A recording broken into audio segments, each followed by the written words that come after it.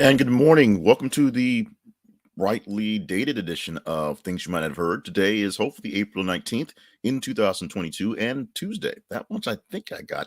I'm Jay Cleveland Payne bringing you about today. Well, not about, I'm bringing you 6 stories today that you may not have gotten around to getting to in your main news headline stories. There's a lot of Russia, Ukraine stuff going on and a lot of things happening with the mask mandate. Oh, by the way, it's no longer there. So there's some news bonus tip to that one for your travel plans across the nation. But there are also some things that are also maybe just as important, maybe to you, maybe not to you, but maybe to someone you know that are interesting to get into for your water cooler talk. Like we say, we are not your main source of news. We're sort of your news side piece. We are a tertiary source that gives you a couple of extra things that you may not get from the mainstream drip. So we're glad to be here with you. Check out our website. This is a conversationproject.com. This is a conversationproject.com for more information about what we do at the Conversation Project. Plus, find out links to our sponsorships and partnerships there as well. We're running a little behind, so let's go ahead and get into this. Story number one. Alex Jones InfoWars files for bankruptcy in U.S. court. Reuters.com is a source for this one, but this one was pretty explosive once we came down to it. Alex Jones, of course, has recently sat for depositions and agreed to pay penalties for his yak about the Sandy Hook shootings. Essentially, his original thought process, what made him get into his essentially grow his audience, was calling the Sandy Hook shootings, the massacre there, a false flag operation, saying that children were crisis actors. It was all fake. Over the years, most people have kind of figured out that Alex Jones is all fake, and what's happened is Alex Jones is finally paying the consequences, although maybe not. Rumors has it that he's basically paying himself a big fat check, and then he filed for bankruptcy for the Infowars as a company, as a product. Of course, the product is known as a conspiracy themed website, which is what he calls himself. So basically in the legal filings, he's basically saying that he's all about chasing conspiracies, not necessarily chasing the truth, which some of his people believe he does, but chasing conspiracies and innuendo and really strange stories to rile people up. Sometimes the masses don't know they're being riled up until after the fact. And as we see in these cases, still disbelieve that it's all a fake operation. Story number two. MSNBC's Malcolm Nance has joined Ukraine's Foreign Legion. Mediaite.com gave us this one. And this is an interesting story because MSNBC's Malcolm Nance is not necessarily MSNBC's Malcolm Nance. He's more or less a former correspondent for the network. He's done a couple of news stuff for a while, but he's a former correspondent who spent 20 years in the military and spent a lot of time recently pre-war just in Ukraine. And when the call came out for people to step up, Malcolm Nance is like, I'm here. I'm going to do this. He did the interview, in his fatigues, holding a rifle, not as a reporter, but as a person, in the fight. We've seen a lot of kind of oddish type of interviews of people who are there doing different things and doing whatever. And this is a journalist, a still journalist, but a former journalist for MSNBC.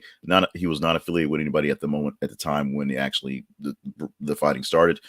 But he is not taking up a microphone. He's not doing reporting. He's not out there trying to document what's going on. He's got a rifle and he's defending the people. His main goal, he says, is defending civilians in civilian areas, and that's what he's doing. He's not doing any front line work, but he's out there and he's toting a gun and he's going to try to do what he can to protect Ukraine. So much love and more power out to him. This guy doing something like that. That's something I don't think I could have done. I probably would have left as quickly as possible. Let's go to this story right here. OnlyFans star claims her rent doubled after landlord saw her pics online. The source for this is meow.com. We'll get back to meow.com in a little bit as well. But this is a problem, potential problem, when people know what your side gigs are. One of the biggest issues about people and having side gigs and not so much OnlyFans in themselves is then they know people kind of have an idea and expect you have all this extra cash lying around. When in fact, sometimes it's literally like the reason why you're driving for Uber or doing DoorDash is because you're kind of broke and you need to make ends meet. Otherwise, you'd be sitting on the couch ordering DoorDash and calling Ubers yourself. Here's a case where a young lady, we'll call her a young lady, doing her OnlyFans stuff and making good money. got a tip went out to their landlord of figuring out how money was made, and essentially this is the best way he can get a little blackmail out of it. He basically doubles her rent because he's seeing what money she's bringing in. Legal? Not really. Although OnlyFans models are not a protected class of people, so you can probably raise some rent on an actual, something that actually makes sense. Just because I know you're making more money, not a real deal. We'll see how this thing actually plays out going forward because I don't know. Meow will probably keep up with it. Breaking news from meow.com. Next story. Kyrie Irving defends double bird and expletive comments to Boston fans. The comeback.com gave us this one, and this was a teaser story from yesterday. And so you guys put it in the range. So we're going to talk about it quickly. Kyrie Irving, who oddly enough got to play in the season in more away games than home games because of the very strict vaccination mandate in Brooklyn, in New York City, in New York. It's amazing, but it worked out that way. Kyrie Irving playing in Boston for the playoffs and defending the fact that he was a bit vulgar at the fans in Boston, saying, number one, the fans in Boston, they sort of love it. And number two, the fans in Boston are sort of trash. And number three, this is playoff basketball. And that's what we do. Your explanation may be valid, Mr. Irving, but it's still plays to the fact that there's a lot of people pointing fingers at you for a lot of reasons why things aren't working so well for your team and just for the general populace with this sort of just the vaccine sort of just lifestyle, or we'll just call it lifestyle, if you will. And so Kyrie Irving is defending the fact that he was loud and vulgar in Boston for a game, because it's just how things are done, and the Boston fans sort of love it, and they sort of deserve it. You can love or hate that one. You want to love or hate the comment on this one, just send me a comment, and you can use all the birds, but no expletive, please. Keep it tame. Kids can watch this stuff. It's the news, by the way. 2 seats on Florida drop tower ride linked to teen's death have been misadjusted, officials say. NBCnews.com is the source of that one. I'm going to pull from the news story I have pulled up to my right, your left, and kind of go into this one. So here's what happened for Tyree Sampson, the 14-year-old who died when he plunged from the ride in Florida. Unfortunately, as most of us know, when we go to carnivals, there's always 2 or 3 little seats and 2 or 3 rides that are like, they got taped off, they're blocked, they don't let you get onto them. You never get a full ride because there's always some seats that just don't function or they don't want you on for some reason. Apparently, that was the case for the seats that this young man had, and this is super tragic on so many levels. But apparently the explanation for what happened with this actual accident is that the seats were not adjusted well. And so when they put him into the seats and they, slapped him in and all that stuff like that, you could see from just the pictures of beforehand, you saw this huge kid sitting in his seat and wondered, wow, how does he fit in that seat? That's exactly what I saw when I saw the pictures. And from the actual just the running of the thing, we're hearing now that the actual adjustments. Let me read from the statement that we got from Nikki Freed, the commissioner of the State's Department of Agriculture and Consumer Services. She's on this because it was a fair. Manual adjustments had been made to the sensor for the seat in question that allowed the harness to restrain opening to be almost double that of the normal restraint's opening range. The misadjustments allow the safety lights to illuminate, improperly satisfying the ride's electronic safety mechanisms that allow the ride to operate, even though Mr. Sampson was not properly secured in his seat. They're going to work on whether it's operator error or mechanical error, but this is a sad conclusion to the story. What we are glad about is we have an answer. We have some sort of solution to what actually went down. Seat malfunction. There was a problem with the actual ride. What we're not so happy about is the fact that we've lost a young man, Tyree Sampson, 14, from Missouri. Of course, this happened on March 24th, falling from the Icon Park ride free fall. And of course, we continue to send out thoughts and prayers to his family and his friends. Let's move on to one more story, or 2 more stories, actually. No, this is one more story. Last story for the day. We got 6 in today. Arizona diversity advocate accused a DJ of wearing blackface, comma. DJ was actually a black man. Meow.com gave us this one again. So the hits keep on coming from meow.com. This actually happened. And so a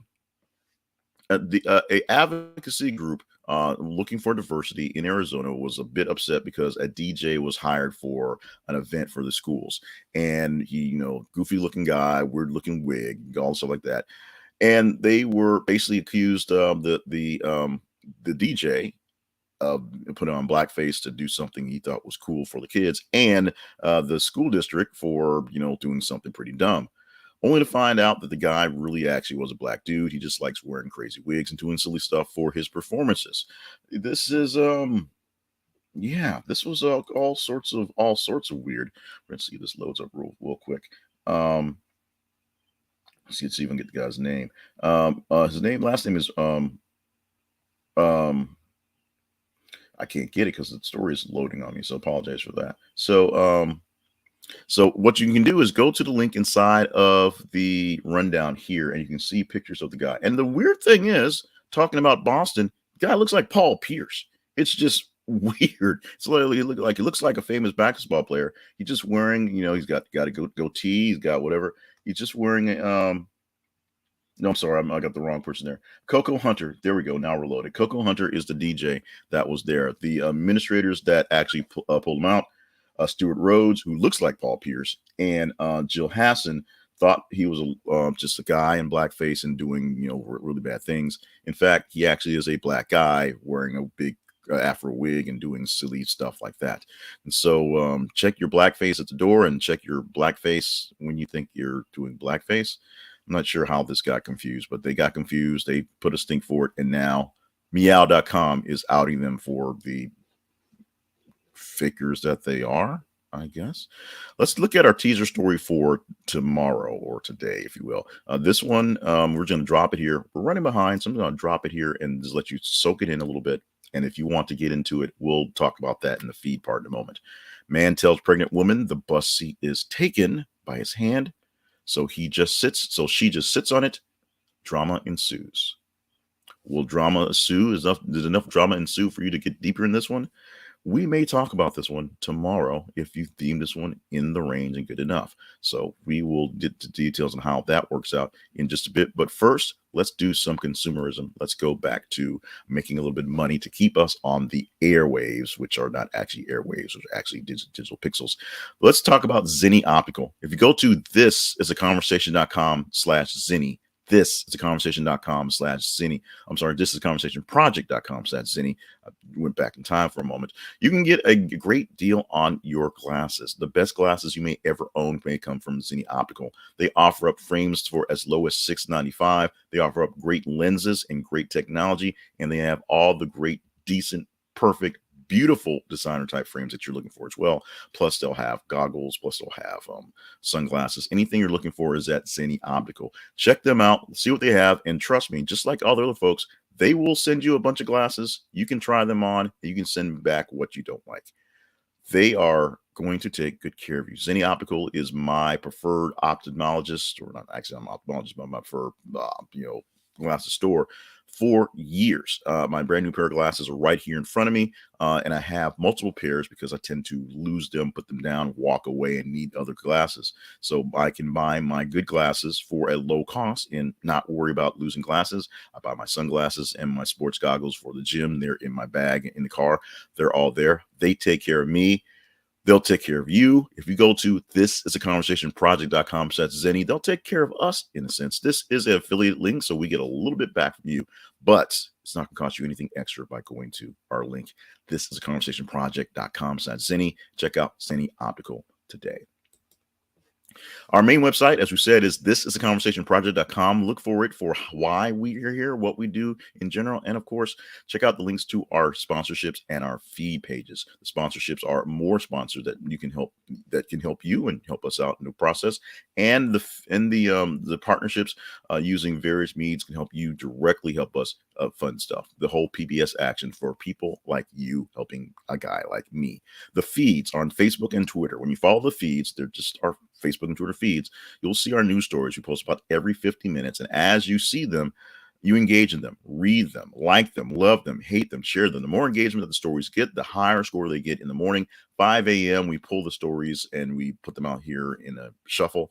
On Tuesday through Friday, we talk about the top 15 stories, or take the top 15 stories and pull 5 to 6 stories to present to you here.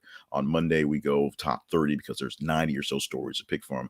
And so if you want to get the full thing Monday through Friday, make sure you follow us on YouTube. The final link you see there, this is a conversationproject.com/YouTube. So you get us Monday through Friday. Otherwise, Monday we have an expanded view, if you will. We go into a bunch of extra channels for farming for likes and farming for viewers. You make sure you get us 5 days a week by going to our YouTube channel. A couple more things you might not have known. Birthdays for today, starting off for James Franco, turning 44 years old today. Tim Curry turning 76, and Ashley Judd hitting 54 on this day. And April 19th celebrates National Garlic Day, or April 19th, you can celebrate National Garlic Day. Let's put that more grammatically correct. That was the day in the listing that we picked. So everybody doesn't love garlic, but if you love garlic, today is a great day to go get a pizza, get some pasta, just dump that stuff all over what you want to like on a burger. Garlic is a very great, very versatile a spice and just ingredient. So don't go heavy on the garlic for one day today. Also, sea otters hold hands while they sleep. One more thing you might not have heard, although you may have heard this if you are a fan of the Aquanauts, or if you have kids who are fans of the Aquanauts. One of the episodes has the sea otter hanging out with his sister, and they're lost kind of at sea, and they hold hands when they sleep. That keeps them from drifting away. They actually wrap themselves up in seaweed so that the seaweed will help hold them not drifting off, and they hold hands so they don't drift away. How do I know this stuff? Aquanauts. The kid was a kid. Aquanauts. It's all about that. Although it's not Peppa Pig, but definitely is not Calio, because everybody hates Calio. Tuesday, April 19th, 2022. My name, still Jay Cleveland Payne. This was things you might not have heard for this day. Check out our website, The Conversation Project. This is theconversationproject.com for more details on us. And just hang out a bit and see what's going on. Let us know what you liked and not liked about the show today. Drop your name in the comments, or drop a comment and we'll get your name out there. We'll shout you out in the future. We got Christine with a K, my beautiful wife, Officer Josh out there rolling around, and my mother-in-law Sharon, all checking out live today. If you want to, like I said, you want to pop in the comments later on, let us know and give us all the feedback that you want to, even the vulgar stuff, even the Kyrie Irving level stuff, because we'll take it as valid feedback, or we'll shoot your bird back ourselves. We have that right. We'll do this again tomorrow. Thank you so much. We will come back soon, like tomorrow.